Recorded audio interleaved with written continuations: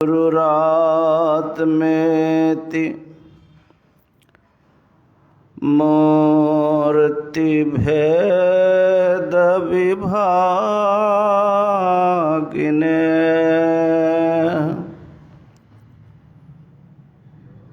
व्योमवद् व्याप्त देहाय दक्षिणामूर्तये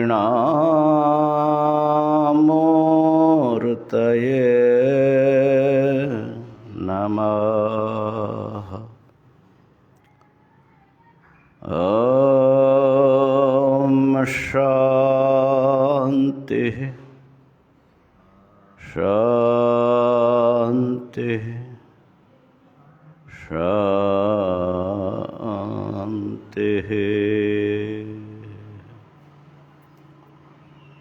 हरि ओम हरि ओम।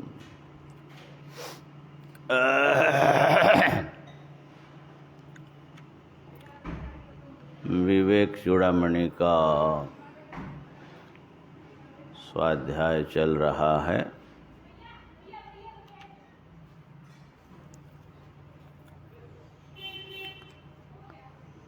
और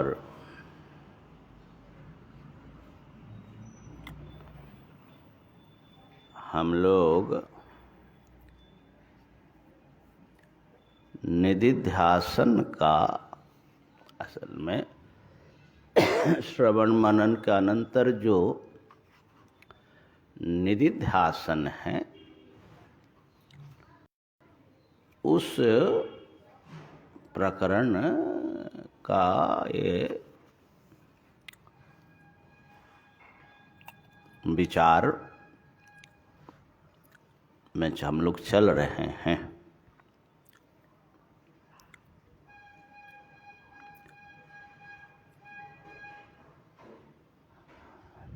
यहाँ पर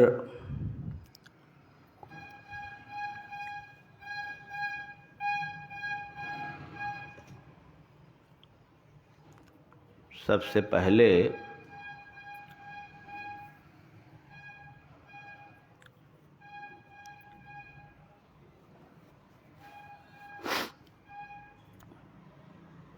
अनुबंध चतुष्टय का वर्णन हुआ।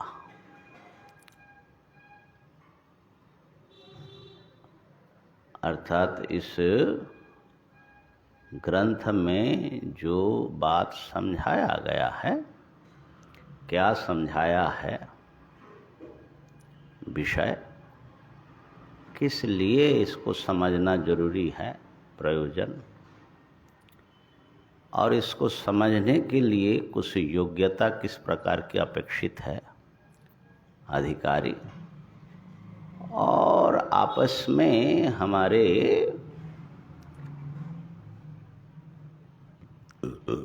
जीवन के साथ में इन सब चीज़ों का संबंध क्या है, अधिकारी के साथ प्रयोजन का, प्रयोजन के साथ प्रतिपाद्य वस्तु का, और इस ग्रंथ का कैसा संबंध है। इसको बोलते हैं अनुबंध चतुष्टय। अनुबंध चतुष्टय प्रसिद्ध है, आप लोग जानते हैं वेदांत के।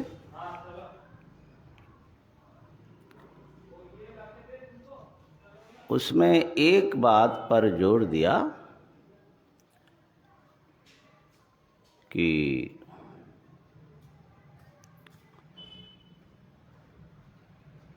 आत्म तत्व की उपलब्धि, आत्मा का जो यथार्थ स्वरूप है उसकी उपलब्धि कर्म से नहीं होता, उसकी उपलब्धि विचार से होता है।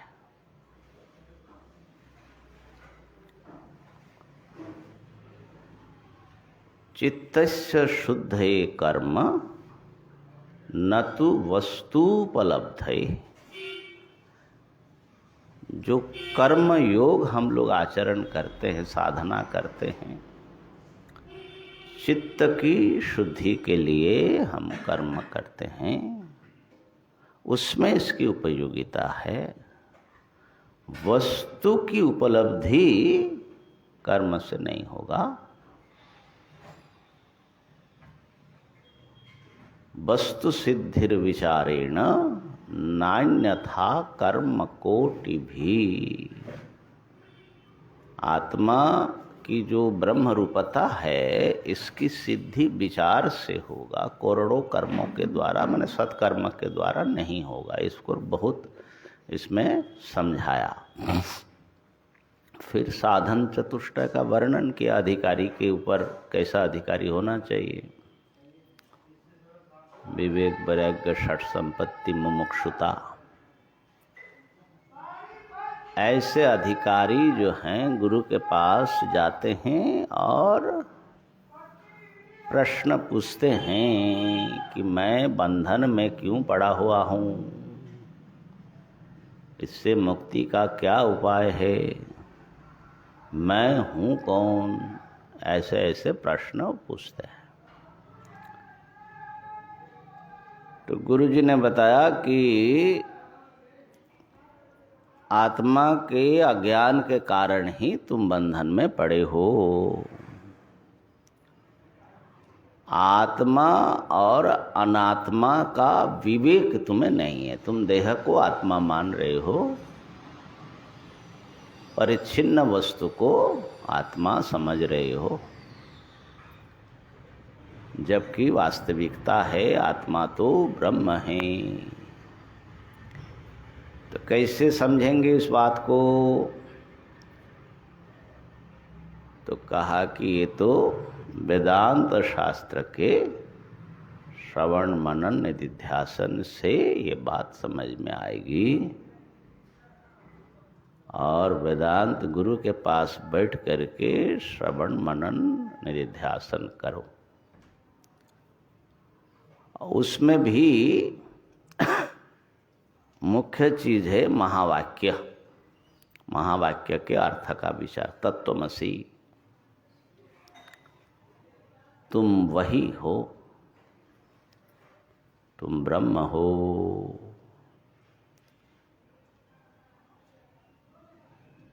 और फिर इसमें पहले आया कि पहले त्वम करके तुम जो अपने को समझ रहे हो इसका संशोधन करो। त्वम पदार्थ का शोधन, पंचकोश का विवेक करके शुद्ध सप्रकाश चैतन्य सत्ता को अपने स्वरूप के रूप में निश्चय करो कि मैं देह, इंद्रिय, प्राण, मन, अहम, अज्ञान आदि नहीं हूँ।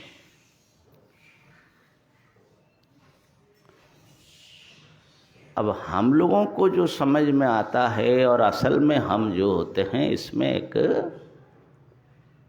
बड़ा डिस्टेंस, बड़ी दूरी बनी रहती है।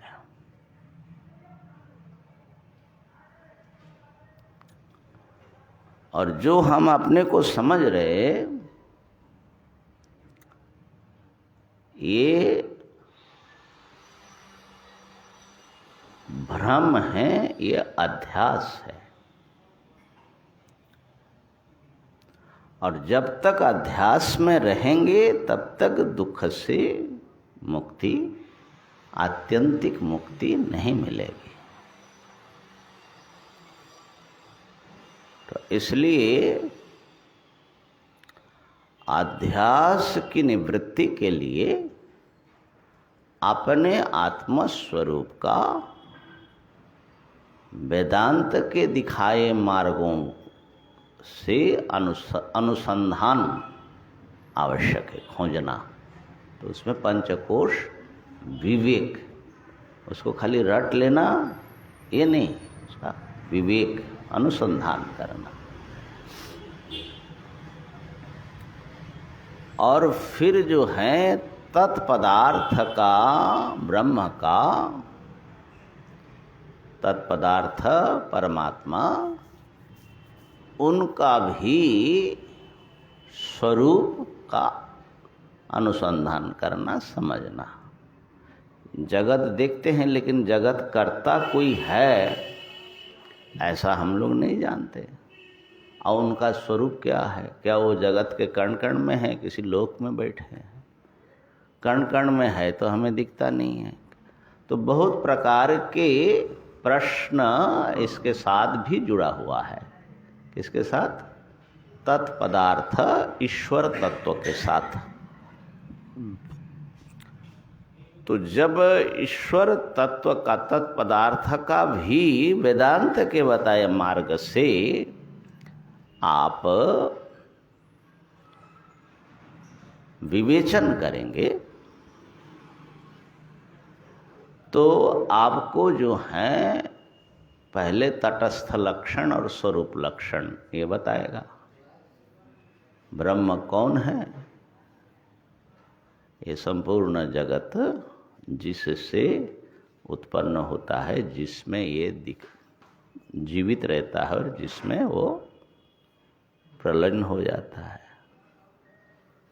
जगत के सृष्टि स्थिति लय आदि समस्त व्यापार का निर्वाह जिस सर्वज्ञ सर्वशक्तिमान अद्वितीय चेतन सत्ता से होती है, इसको बोलते तटस्थ लक्षण से उनको समझना। फिर जब आपको ये समझ में आएगा कि कार्य पदार्थ तो उत्पन्न हो ही नहीं सकते, जो नहीं है वो आ नहीं सकता, तो फिर स्वरूप लक्षण बसता है। जगत ब्रह्म का अधिष्ठान जो है वो ब्रह्म है। सत्यम ज्ञानम अनंतम ब्रह्म। एक ऐसा ज्ञान जो अनंत हो, ना आदि है ना अंत है, ऐसी अनुभूति, और जो सत्य हो, जिसका कि भी किसी भी काल में किसी भी अनुभूति में जिसका बाद नहीं हो, ऐसे एक अनंत सत्ता अनंत चेतना इस समस्त नाम रूपात्मक जगत का अधिष्ठान है। वही सब रूप में प्रतीत होता है। और जो पंचकोश का साक्षी हैं वही ये अधिष्ठान तत्व है। तो तीन जो है सोपान या कक्ष है। पहले तो तम पदार्थ का शोधन, फिर तत्पदार्थ का शोधन, और फिर दोनों का एकत्व को अनुभव करना।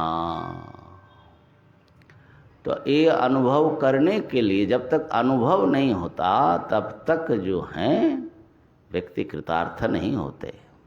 ये बात अपने अनुभूति में उतरना चाहिए। इसके लिए आपको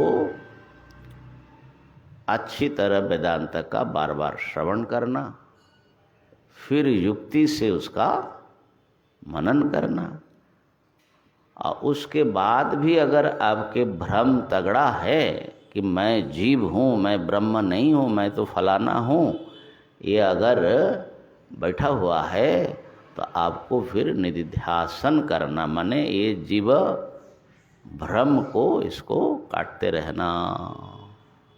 मैं परिच्छिन्न सत्ता हूँ, जगत सत्य है, इस भ्रम को काटते रहना। तो वही निधिध्यासन के वर्णन में इसमें जो बाधक है हमारे नित्य निरंतर निधिध्यासन या श्रवण मनन निधिध्यासन में बाधक क्या है? बाधक है हमारी वासनाएं, शास्त्र वासना, लोक वासना और देह वासना। इन वासनाओं का संशोधन परिमार्जन करते हुए मैं ब्रह्म हूँ, इस निश्चय को स्थिर करने का प्रयास करे। और जैसे ही उस निश्चय से कुछ विचलन आए तो उसको काटते रहे विचार के खड्ग से। ऐसा करते करते करते करते जब आपका ये स्थिर हो जाएगा कि अंदर बाहर स्थावर जंगम में एक पूर्ण चैतन्य स्वरूप मैं ही मैं हूँ, ऐसे सर्वात्मा के रूप में अपना अनुभूति स्वानुभूति जब तक प्राप्त न हो तब तक ये करते रहे। और इसके लिए जो हैं निधिध्यासन, समाधि, ये सब सहयोगी है। समाधि की बात आने वाली है। शांत दांत होकर इसका दृश्य का विलीन करके, परिच्छिन्न अस्तित्व को विलीन करके निश्चल समाधि में, ब्रह्म समाधि में मग्न हो जाओ। ये सब प्रसंग यहाँ पर चल रहा है। 341 नंबर श्लोक देखिए। दृश्यस्य ग्रहणं कथं नु घटते,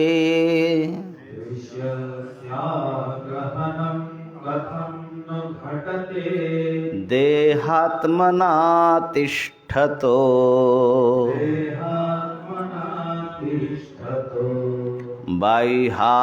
बाह्यार्थानुभव प्रसक्त मनस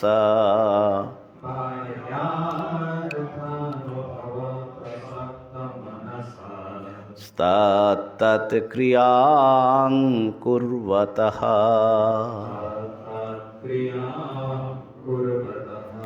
संन्यस्ताखिल धर्म कर्म विषयैर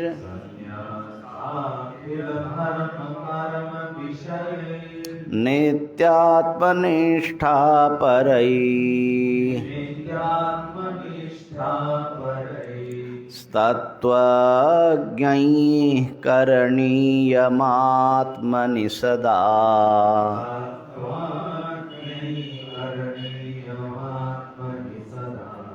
नन्देच्छुभिर्यत्नतः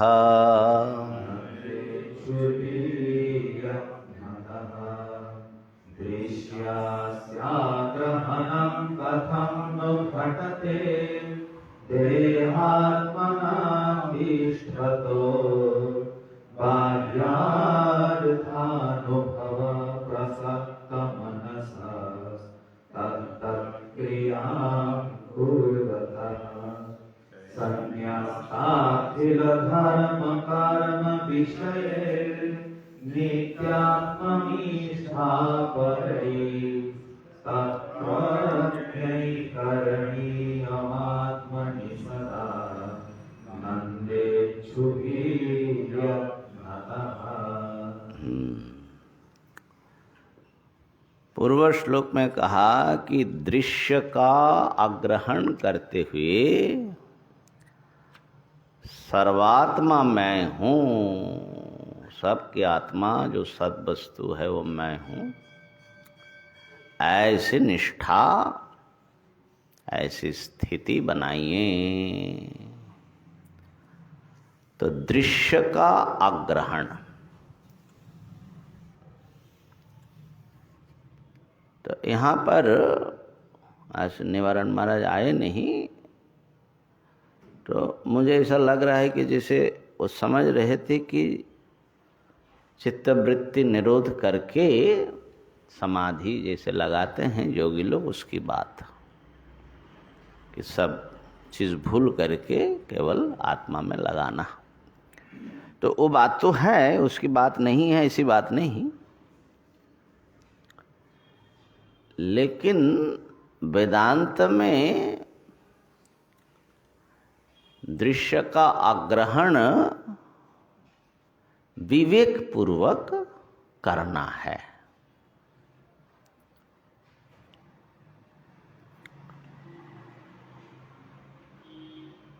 देखिए, समाधि जो है रावण और कुंभकर्ण ने भी लगाया था। नहीं, हंसने की बात नहीं है। कैसा समाधि लगा, ऐसा तपस्या तो हम लोग भी नहीं कर सकते। कितना राक्षस होते हुए, विषय वासना बलवती रहते हुए भी समाधि ऐसा लगाया कि ब्रह्मा जी को विवश कर दिया आने के लिए। इसी प्रकार सुनते हैं कि हिरण्याक्ष, हिरण्यकशिपु कैसा समाधि लगाया, शरीर गल जा रहा है, अस्थि मात्र शेष है ना, वाल्मीकि ने सारा खा लिया। तो समाधि बहुत प्रकार के होते हैं, लेकिन सभी समाधि कल्याण के मार्ग में साधक है, सहायक है, ऐसा जरूरी नहीं है। समाधि से उठ करके क्या किया, तो ऐसा कैसे हो गया? जो हजार हजार साल समाहित रहा, वो इतने क्रूर, इतने कामुक, इतने अहंकारी, अभिमानी, इतने अत्याचारी, ये सब कैसे बना? तो इसलिए ये जो कुछ लोगों में ये बात घुस गई कि समाधि लगाना है। समाधि लगाना बड़ा अच्छा है, लेकिन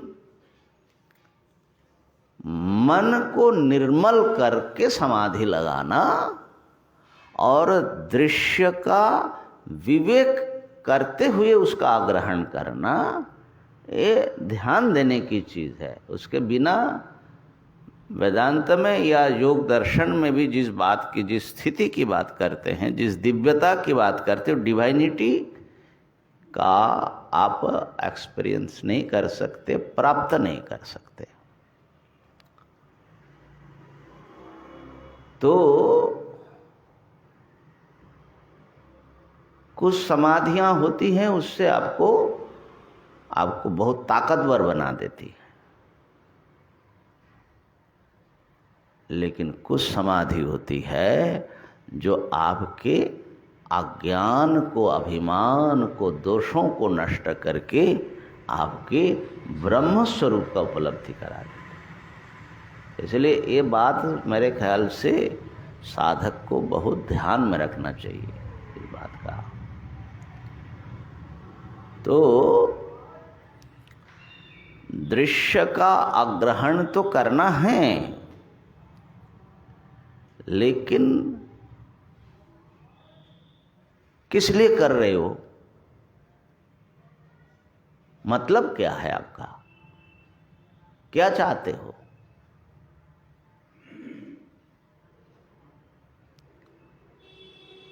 भोग चाहते हो कि परमात्मा चाहते हो? पावर चाहते हो, विभूतियां, ऐश्वर्य, सम्मान, कि इन सब को मिथ्या तुच्छ समझ करके किसी परम वस्तु की उपलब्धि से भरना चाहते हो? ये जो है ध्यान देने की चीज है। इसीलिए विवेक और समाधि, मेरे ख्याल से आगे चल कर के भाष्यकार कह रहे हैं कि दो पंख चाहिए।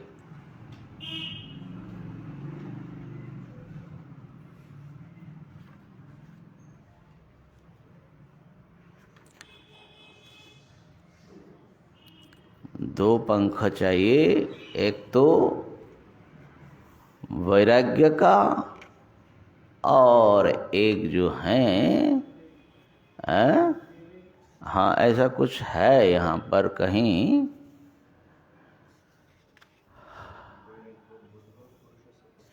हाँ पक्षी का क्या बताया? हाँ कितना नंबर श्लोक है? 375। अच्छा अच्छा, हाँ उतना दूर में है। हाँ, वैराग्य और बोध, ये दो जो हैं पक्षी के जैसे दो पक्ष होते हैं, ऐसे ही मुमुक्षु के ये दो पक्ष हैं। दोनों पक्ष के सहारे पक्षी जैसे सौध के प्रासाद के शिखर पर जा बैठता है, ऐसे ही मुक्ति प्रसाद के उच्च तल पर आपको चढ़ना है तो ये दो पंख चाहिए। तो बोध माने विवेक और वैराग्य माने ये समाधि। वैराग्य से ही समाधि होता है, आगे आएगा। तो ये इसके बिना जो है समाधि लगेगी क्या? तो ये बात सही है कि वैराग्य के बिना समाधि कठिन है, योग कठिन है। लेकिन कुछ लोग होते हैं बड़े संकल्प वाले, जैसे रावण, कुंभकर्ण आदि का उदाहरण दिया ना। तो वैराग्य न होने पर भी संकल्प करके मन को डांट करके किसी एक चीज में बैठा दिया, समाधि लगी, और उससे जो है उनके सामने अनेक शक्तियों का स्रोत खुल गया। तो वो एक चीज है, वो ठीक है ना। लेकिन हम लोगों को क्या करना है? हम लोगों को मन की निर्मलता अर्जन करते हुए चलना है। इसलिए इतने सब बातें जो हो रही है, इसलिए ये वासनाओं का संशोधन की बात क्यों आ रही है? वासना सहित समाधि लगाने से ताकत होगी, फिर आप उन वासनाओं के घेरे में और जबरदस्त फंसेंगे। वासनाओं का परिष्कार करने की आवश्यकता है, ठीक है। तो यहां पर क्या कह रहे इस श्लोक में, 341वें श्लोक में, देहात्मना तिष्ठतः, जो देह ही आत्मा है ऐसा समझ रहा है, देहात्म बुद्धि वाला, उसी तल पर जो जी रहा है, वो उसका क्या होता है? बाह्यार्थानुभव प्रसक्त मनसः, बाह्य रमणीय विषयों के अनुभव में मन अत्यंत आसक्त है कि ये मिल जाए, ऐसा हो जाए, ऐसा हो जाए। और उस प्रसक्त मन वाला तो फिर वैसा वैसा क्रिया करेगा, तत्त क्रियां कुर्वतः, उस कर्म क्रिया माने वस्तुओं के संपादन के लिए जो जो करना है उस काम में वो लगेगा। ऐसे व्यक्ति जो देहात्म भाव में अवस्थान कर रहा है, बाह्य भोग्य वस्तुओं में जिसका मन आसक्त है, वासना से विवश है, और उस प्रकार के नाना कर्मों में लगा हुआ है, उसके द्वारा दृश्य का आग्रहण नहीं होता। कथं नु घटते, थोड़ी देर के लिए आग्रहण भी होगा, आगे दृश्य में ही फंसना है उसको। तो दृश्य को मिथ्या समझ करके जो जाना है, ये भी वैराग्य का एक कारण ये भी है, दृश्य अनित्य भी है और मिथ्या भी है। अब यहां दृश्य का ग्रहण कह रहे हैं, इसमें भी सावधान है कि आप दृश्य से कितना दृश्य ले रहे हैं, है ना। वेदांत में ये बात आती है कि दृग दृश्य का विवेक,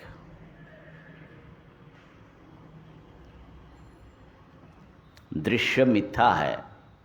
अभी आप पूछ रही थी ना कि जो दृश्य हैं वो सारे मिथ्या है। बात सही है, अद्वैत सिद्धि में भी यही बात है। हाँ, प्रपंचो ब्रह्म से भिन्न ये जो प्रपंच हैं मिथ्या। क्यों? दृश्यत्वात्, जड़त्वात्, परिच्छिन्नत्वात्, 3 हेतु दिया शुक्ति रूप बात। दृश्य होने से मिथ्या है, जड़ होने से मिथ्या है, और सीमित होने से, देश काल से सीमित होने से ये मिथ्या है। 3 हेतु दिया, उसका सिद्धि यही अद्वैत सिद्धि का इतना मोटा ग्रंथ है।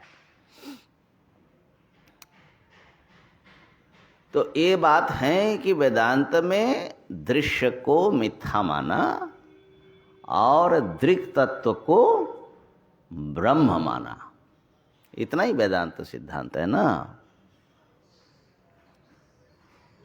लेकिन इसमें खतरा है इस बात को,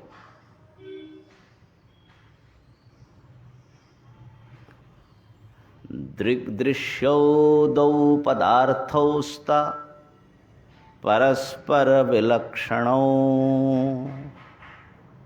दृग्ब्रह्म दृश्यं मायेति।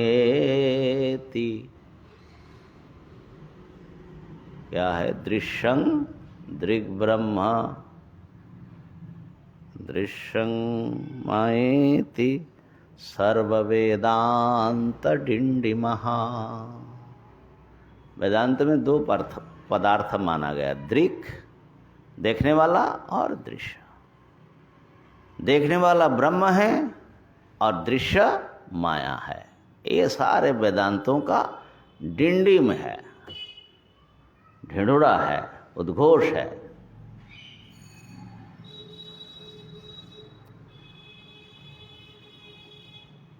लेकिन मैं समझता हूँ कि इसको ठीक ठीक पकड़ना, इतनी सी बात को खाली कॉन्सेप्ट के लिए, अनुभव तो बहुत दूर की बात है, इसका ठीक ठीक तात्पर्य समझना बहुत कम लोगों को आता है।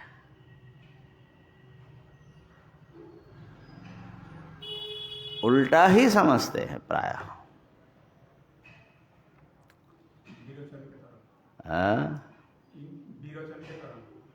विरोचन की तरह अभी उस पर आएंगे। अभी पहले श्लोकार्थ हम लगाए नहीं, हम जो है उसके व्याख्यान में लग गए।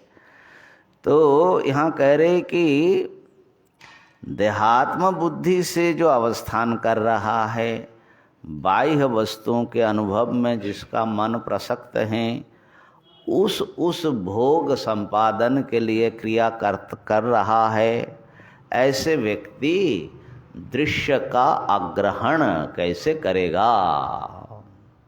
तो कौन कर सकता है? कहा कि संन्यस्ताखिल धर्म कर्म विषयैर नित्यात्मनिष्ठा परैः तत्त्वज्ञैः करणीयमात्मनि सदा नन्दिच्छुभिर्यत्नतः।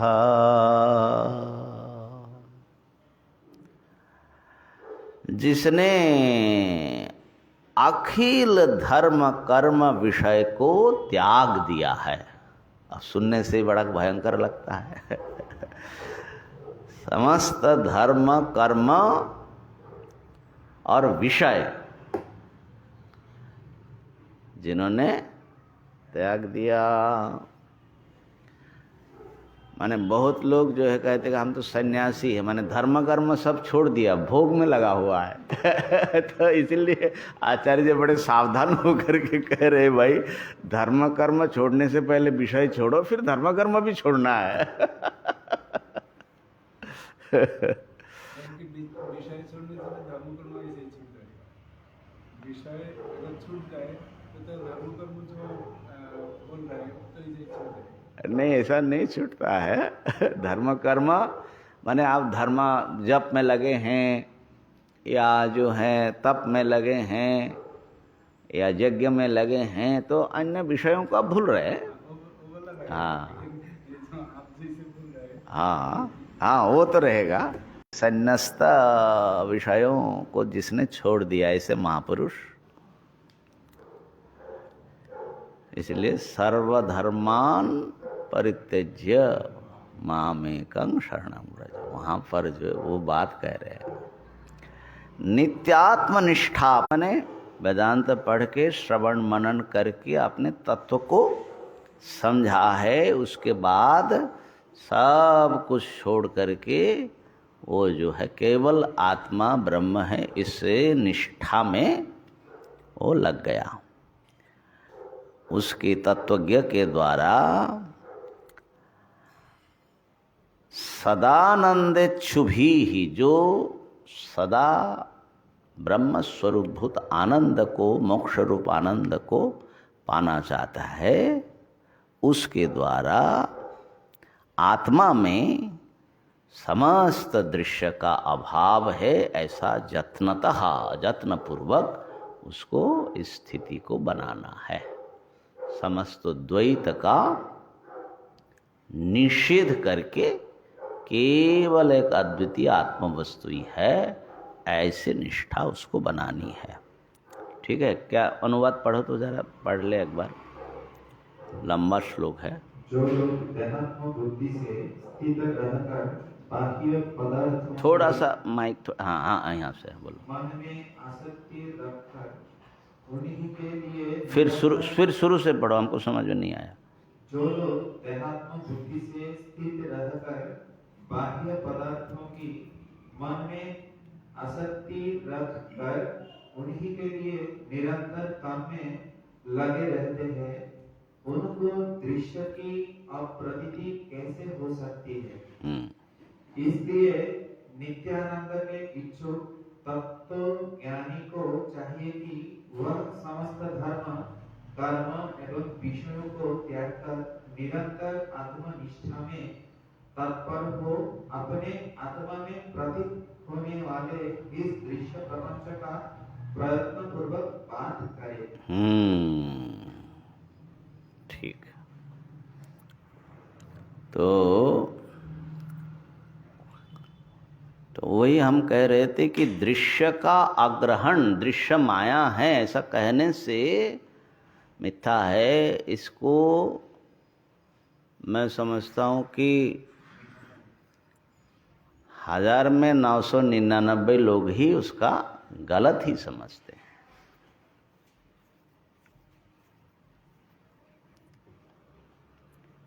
ये भगवान शंकराचार्य जी के दृष्टांत से अभी आपको सुनाया था ना थोड़ी देर पहले, आप लोग भी जानते हैं। कहते हैं कि जब आचार्य जब पढ़ के आए तो केरल के राजा, माने उस देश, किसी देश के राजा बड़े उनके भक्त बन गए। तो उन्होंने पहला उपदेश दिया, माने राजसभा में बुलाया तो पहला उपदेश दिया कि ये दृश्य मिथ्या है, जो कुछ तुम देख रहे हो ये सब के सब मिथ्या है, सब मिथ्या है। बोले हाँ सब मिथ्या है। हाँ ऐसा बोलते हैं, गुरुकुल से आ गए तो ऐसा लग रहा है कि गुरुकुल में ही वो जो है अद्वैत वेदांत समझ ही लिए होंगे, है ना। तो राजा ने सोचा कि ये सबको मिथ्या बोल रहे हैं, लेकिन उनको जो है ये बात ठीक नहीं लगी। सब मिथ्या कैसे हो जाएगा? अच्छा ये मानते हैं कि नहीं सब मिथ्या है, तो बोलते हैं कि उनके पीछे हाथी दौड़ा दिया। महावत को कहा कि जब कल आएंगे तो गुरुजी के पीछे हाथी लग चला देना। हाथी दौड़ाया, हाथी थोड़ा पगला सा गया, उसको अंकुश अंकुश मारा। अब वो आचार्य जी के पीछे पड़ा तो आचार्य जी बोलते हैं कि किधर जाए क्या करे, वहाँ ताड़ का एक वृक्ष था, धराधर बच्चा तो था ही एकदम ऊपर चढ़ गया 7-8 साल के 8 साल के थे तो तब तक हल्ला हो गया, हाथी को कंट्रोल किया, ले गया। राजा ने बड़ी क्षमा उमा मांगी, असल में तो बदमाशी उन्हीं की थी अब देखो चेले भी बड़ा ऐसा मिलता है, गुरु का टेस्ट करने वाला ना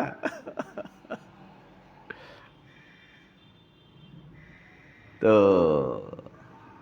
फिर थोड़े से गंभीर होकर के पूछा, महाराज आधा मुस्कुराते हुए, मिथ्या हाथी को देख करके आप इतना डरे क्यों और ये भागे क्यों? आपने तो कहा कि ये सब मिथ्या है, तो हाथी तो मिथ्या ना है। क्या उत्तर दोगे?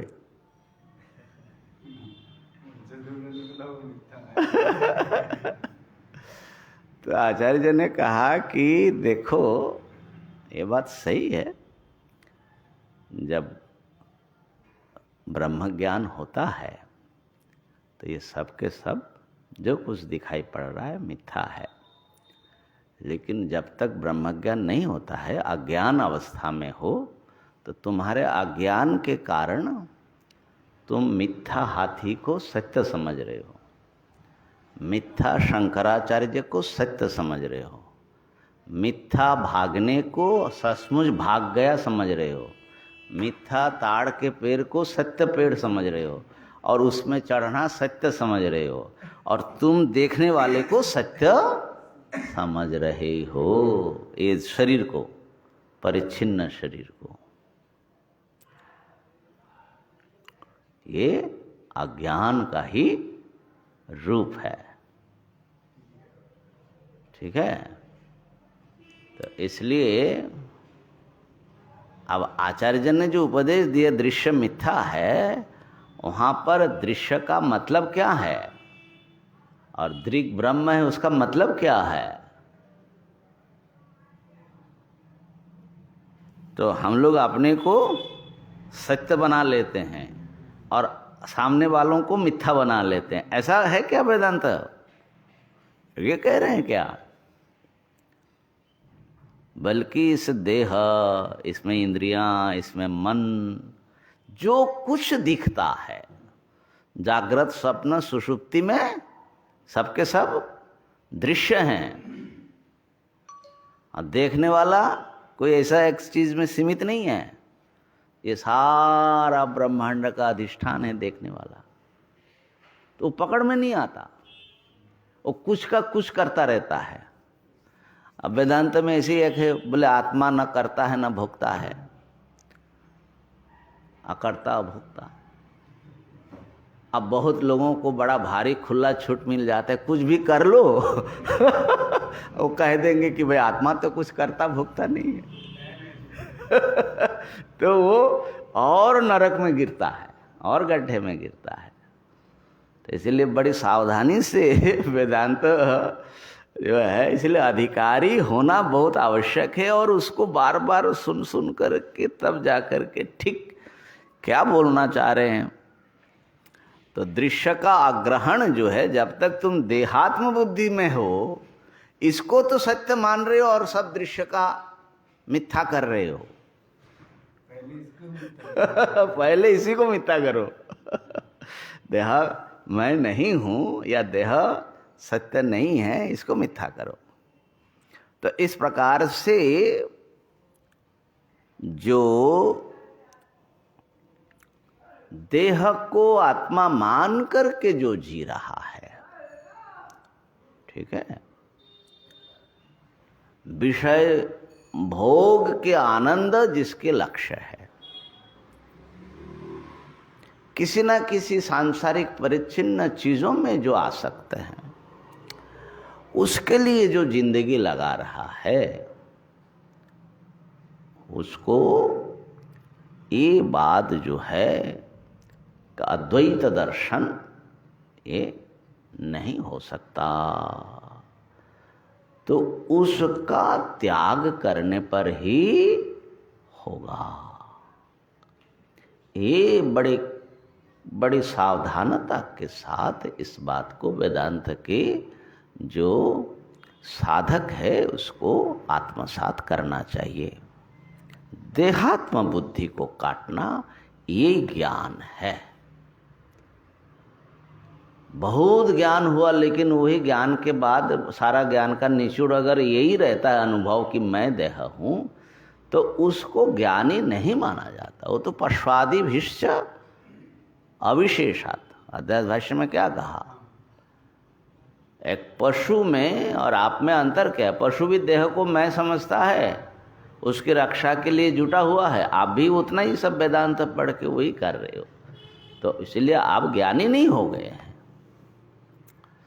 तो इसलिए ये क्या करना चाहिए, कैसे हम आगे बढ़े? तो कहा कि देखिए, शांत दांत आदि इसलिए अधिकारी गुण हैं और समाधि का भी थोड़ा अभ्यास होना चाहिए।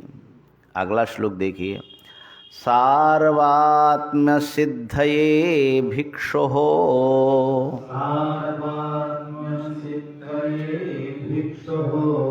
कृतश्रवणकर्मणः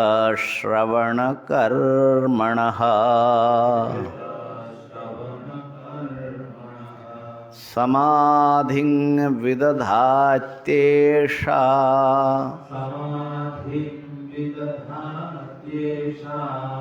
शान्तो दान्त इति श्रुतिः।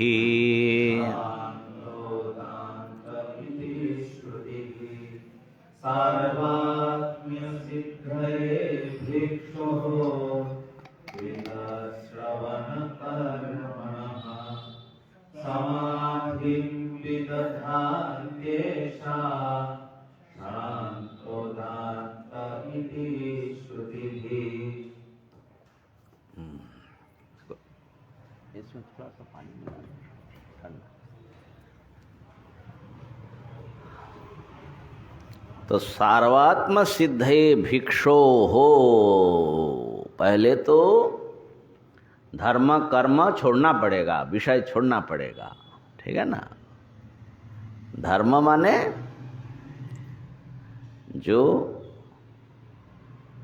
कर्मकांडीय वस्तु है, याग यज्ञ आदि, और कर्म माने लौकिक कर्म, कृषि व्यापार आदि।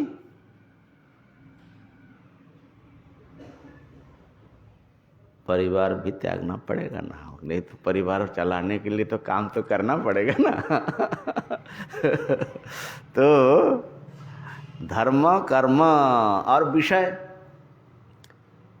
माने धर्म कर्म छोड़ नहीं सकते हो यदि विषय प्राप्ति ही तुम्हारा लक्ष्य है कि नहीं। विषय पाना होगा तो लौकिक कर्म से होगा या शास्त्रीय कर्म के द्वारा, धर्म के द्वारा हो।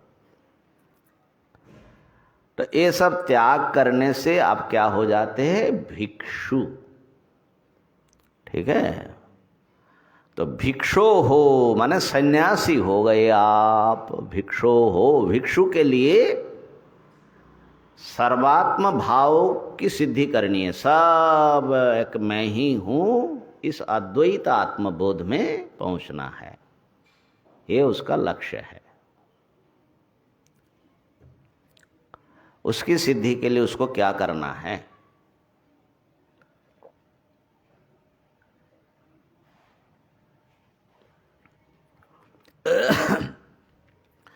तो भिक्षु हो सन्यासी को सर्वात्म सिद्धये, सर्वात्म भाव की सिद्धि के लिए कृत श्रवण कर्मणः,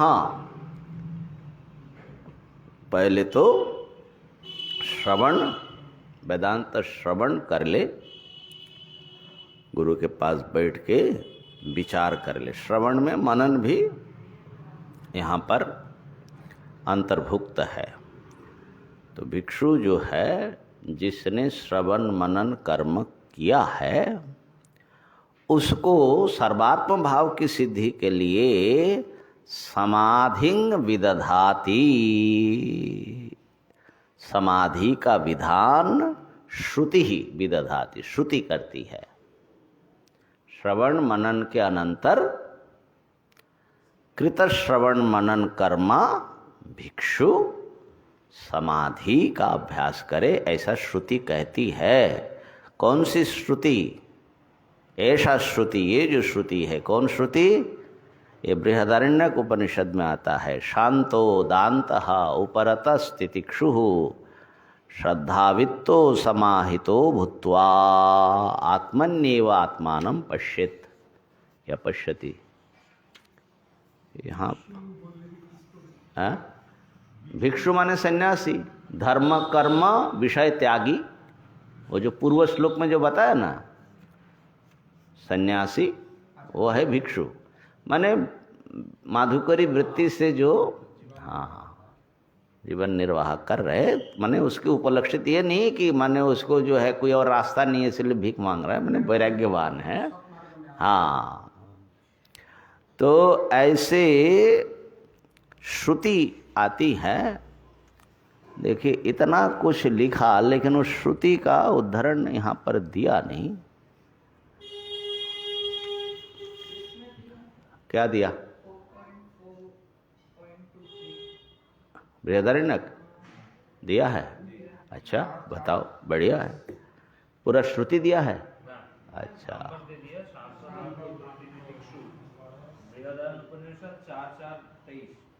अच्छा। देखो तो बाबू, टेबल पर उद्बोधन का पुस्तक है, उसमें तो मेरे ख्याल से मैंने देखा था। नहीं, यही विवेक चूड़ामणि। हाँ, ये उद्बोधन का है। इसमें नहीं दिया, श्रुति नहीं दिया, दिया है देखो फिर। अरे विवेक चूड़ामणि टेबल के ऊपर है। कहाँ चले गए?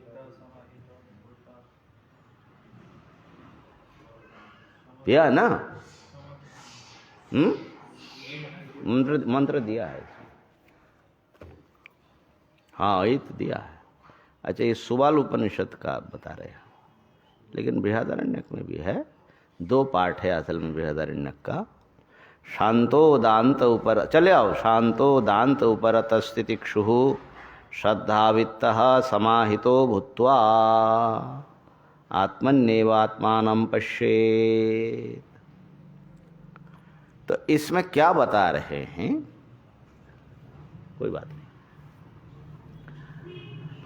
शांतः दांतः माने शम दम,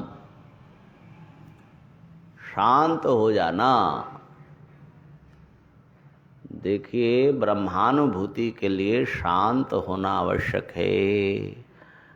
मन में अशांति रहेगी तो ब्रह्म विचार और समाधि कैसे लगेगा? और जब तक राग द्वेष रहेगा तब तक मन में अशांति रहेगी। इसीलिए बताया, निर्मल पहले होना पड़ेगा, निर्मलता, है ना? तो शांत हो जाओ।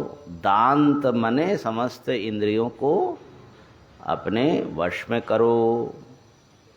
उपरतः सब धर्म कर्मों से निवृत्त हो जाओ, कोई कर्तव्य न बचे। तितिक्षु, शीत उष्ण मान उपमान थोड़ा सहन कर लो। उसका अगर बहुत ज़्यादा मन में असर पड़ेगा तो कैसे बैठोगे? लेट्स गो करना आना चाहिए। चलो हो गया, जाने दो। और श्रद्धावित्तः, श्रद्धा रूप धन से धनी बन करके, श्रद्धा ही जिसका वित्त हो। किस पे श्रद्धा? ये मैं ब्रह्म हूँ ऐसा वेदांत बता रहे, गुरु बता रहे, युक्ति बता रहे, इसमें जिसकी श्रद्धा हो, यही धन। क्योंकि दिखाई तो पड़ा नहीं, तो ऐसी स्थिति में उतना रास्ता कैसे चलोगे? ये सब दिख रहा है, इतना आकर्षणीय चीज छोड़ना है, जो नहीं दिख रहा है उसके पीछे जाना है, कैसे होगा भाई? और वो भी 1-2 दिन के लिए नहीं। कि मान लो कि कैंप में जाते हैं, 15 दिन का शिविर करके चले तो आएंगे ना। क्योंकि यहाँ तो बोलते कि गए तो गए, अब कैसे जाएंगे भाई? तो इसलिए ये जो है श्रद्धा, जिसके पास बल, श्रद्धा का बल नहीं, वो इस मार्ग में कहाँ चलेगा? श्रद्धा वित्त, और फिर जो है समाहित, अत्यंत एकाग्र होकर के उस आत्म तत्व में मन को लगाना है। ऐसा बन करके आत्मा में ही वो आत्मा को दिखता है,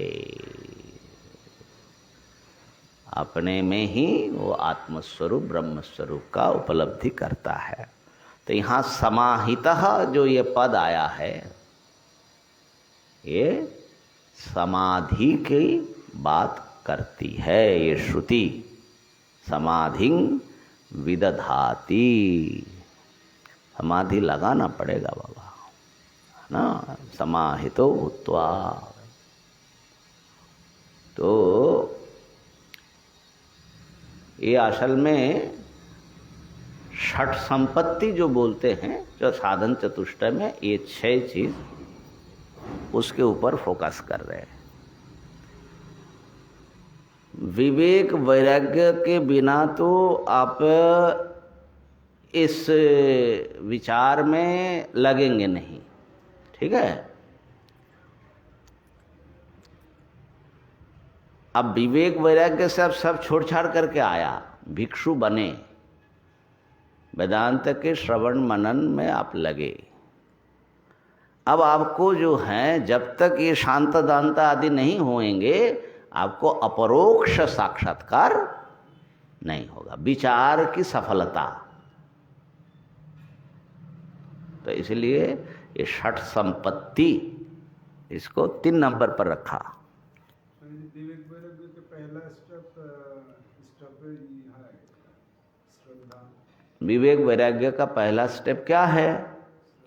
वो है सत्कर्म करना, भगवान की भक्ति करना, ये सब जो है कर्म उपासना, ठीक है। सत्कर्म और उसके अनुरूप श्रद्धा, उसमें श्रद्धा।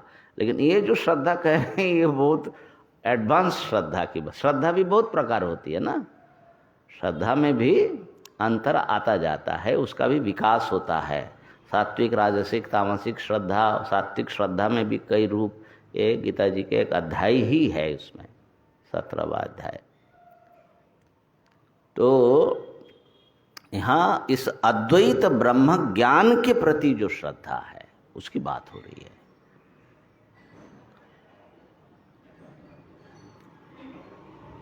तो शांत बनो।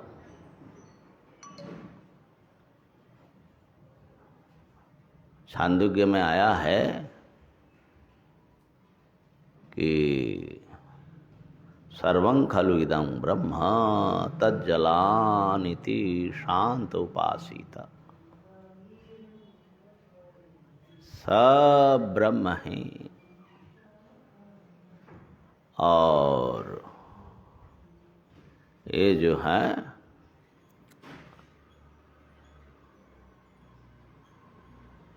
ऐसा जब सबको आप एक सद रूप में, भिन्नता को जो हम देख रहे हैं भिन्न भिन्न, तो नाम रूप में जब महत्व बुद्धि होती है तो राग द्वेष होता है, फर्क होता है। और जब सबको सदरूप में देखते हैं तो राग द्वेष शांत होता है। तो शांत होने के लिए सब ब्रह्म है, इस बुद्धि को पक्का करना पड़ता है। अभी जैसे मान लीजिए कि किसी के प्रति जो है आपका बहुत द्वेष है, तो उस द्वेष का उपशमन कैसे करोगे? अब उसको ब्रह्म समझना पड़ेगा। आपका मन बिल्कुल विद्रोह करेगा, महाराज और सब जगह तो कर लूँगा, वहाँ नहीं करना है मुझे, करना ही नहीं है बोलते। कैसे ब्रह्म हो सकते? इतना तकलीफ देता है ब्रह्म।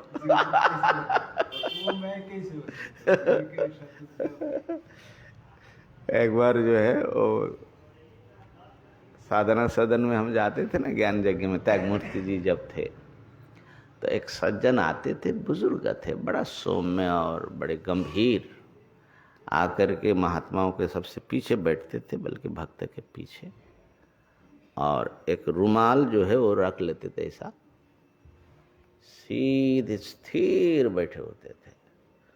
और जब पूरा सुनने के बाद सब जब उठ जाए तो धीरे से उठते, प्रणाम करके चुपचाप चले जाते।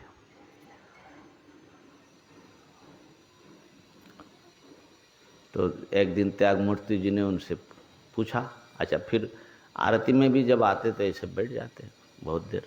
पूछा कि क्या करते हो? ऐसा करके आप करते क्या हो बंद करके? बोले महाराज ये जो आप लोग सुनाते हैं कि सब ब्रह्म है, सब ब्रह्म है, ये हम चिंतन करते हैं। तो बोले होता है? बोले महाराज होता है, एक जगह नहीं होता। बोले कहाँ नहीं होता? बोले ये जो हमारे पड़ोसी है ना, बहुत कष्ट, ब्रह्म दर्शन करोगे तो ऐसे हो गया स्वामी, यानी किसी ने एक जमीन लिया हाँ, तो छोटा सा एक पेड़ लगाया तो बड़ा हो गया। अभी आप जो जिसका जमीन का पेड़ है वो बोले कि मेरा पेड़ है, हाँ, तो चेयरमैन के पास लगे हाँ, तो चेयरमैन बोले तुम जमीन बेच दी उसको दे दो। बोलता आपका ना विचार तो मैं मानता हूँ, जमीन बेच दी ठीक है, पर तो पेड़ जो है ना मेरा है, मैं तो लगाया ना, मुझ तो बैठा नहीं है ना। तो इसका जो है हमारे जो मोटा महाराज थे ना, देखे हो ना मोटा महाराज को? अच्छा देखे नहीं? अच्छा, तो वो कभी कभी थोड़ा माने जैसे आम सामान्य व्यक्ति को थोड़ा अश्लील जैसा मालूम पड़े ऐसी बातें करते थे अपने, हाँ उनके गुरु जी सच्चिदानंद जी महाराज। तो क्या कहते थे कि एक बार शायद आपके वहीं आया, उनको हर साल हम लोग जाते थे ना कुछ बोलते भी थे। तो बोले कि देखो जगत की सब स्त्रियां जो है माँ है, ठीक है ना, माता है। स्त्रिय समस्ता सकला जगत सु, वो तो माँ है, जगदम्बा है। हाँ, पेचार माँ को छोड़ करके, पेचार माँ माने अपनी पत्नी को छोड़ करके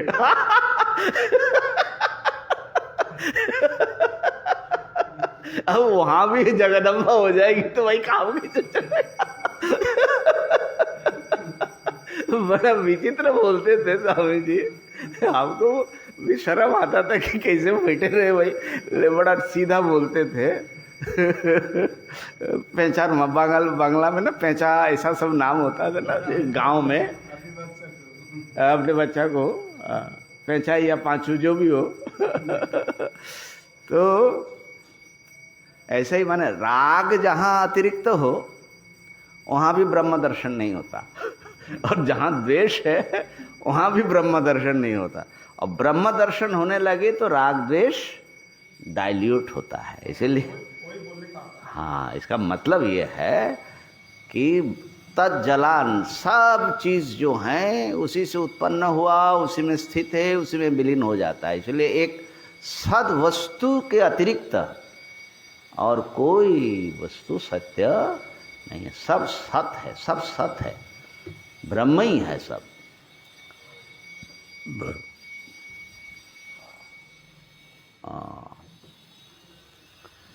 तो नाम रूप को भेद को गौण करके उस वस्तु की जो असल में आत्मा है वो ब्रह्म है।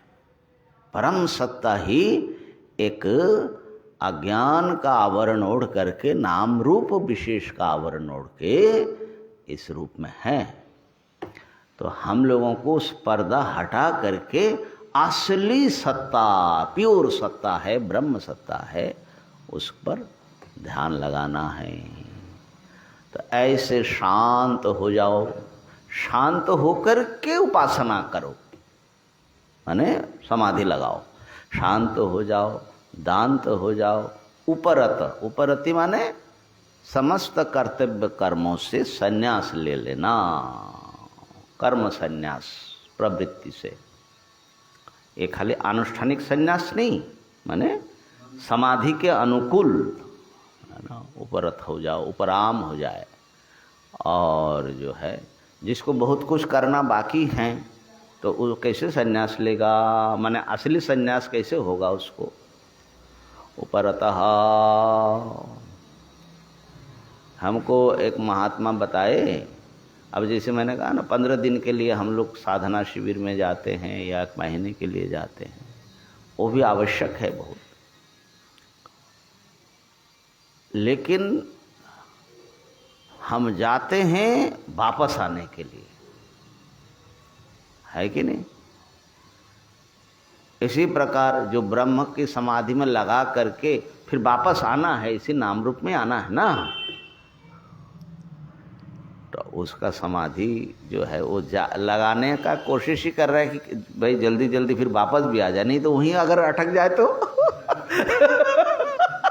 तो बहुत कुछ, तो हमारा तो सारा परिकल्पना ही सब गड़बड़ा जाएगा ना। तो एक महात्मा बता रहे थे कि उत्तरकाशी में पहले तो ऋषिकेश से ऊपर जाना बड़ा कठिन होता था ना, माने रास्ते तो बने ही नहीं थे, पैदल रास्ता था। तो बोले कि उत्तरकाशी में जो महात्मा पहुंचते थे तो हिमालय में जाते थे, मतलब कि वो सब नीचे की सारी चीज़ें छोड़ छाड़ करके माने चले गए, फिर आना नहीं है, इस भावना से जाते थे पहले। तो उनकी वृत्ति, उनका दिमाग माने कैसा होगा, वहाँ कैसा रहेगा, वो नीचे के समाज से माने वो बिल्कुल पूरी तरह मुक्त हो गया ना। तो ऐसा उपराम माने उपरति कैसा है। और हम लोग जाते हैं अभी 1 महीना भाई तपस्या करने के लिए गए, आकर के क्या क्या करना है वो सब प्लान है, अभी उसको थोड़ा सा पोस्टपोन करके गए। तो माने वृत्ति में अंतर देखिए ना। तो ये जो चीजें हैं, तो उपरतः फिर तितिक्षु, अब वहाँ कितना कष्ट होता है, ठंडी है, भोजन जो है आपके स्वाद अगर ज़्यादा चटपटा है तो वो नहीं मिलेगा, और जो है ऐसे ही पड़े रहना है किसी कुटिया में, किसी आश्रम में। तो कहने का अर्थ है कि सुख दुख मान अपमान शीत उष्ण थोड़ा मजबूती से सहन करना पड़ता है। बहुत ज़्यादा सेंसिटिव व्यक्ति कैसे सफल होंगे इस मार्ग पर, छोटी छोटी बात पर जो भड़कते हैं। हाँ जी, हाँ, उत्तरकाशी से आए ही नहीं वापस नीचे, ऐसे ही है।